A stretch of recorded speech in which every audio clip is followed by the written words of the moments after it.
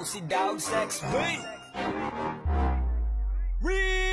May nagkwento sa akin kumari kung tibo na ito nga daw si ate kunwaring matino. Kala mo ay mahinhen, may ugaling baliko. Didiretso na sana kaso lang biglang liko. Laging pinagtitinginan pagpokpok ang usapan, tapos biglang ngingiti na parang walang kinalaman. Huwag nga kami te, alam ko ang galawan kasi nagkaroon ako dati ng ganyang kasintahan. Sayang ang ganda kung lumalakad ka.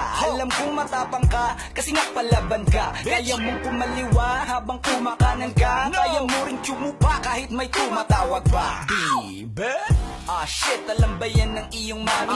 Na ang iyong sugar daddy matanda ba sa iyong papi? Oh shit, you only know my name, not my story. Yan ang linya ng pokpok kapag bistado na si ate bitch. Binyerang bitch na padali kahit sa kalye. Kunwaring inosente, bitch hit daw. Puta edi wow, pera lang ang katapat pwede nang magalaw. Siya ang pilingerang bitch na padali kahit sa kalye. Kunwaring inosente, bitch hit daw. Puta edi wow, pera lang ang katapat pwede nang magalaw.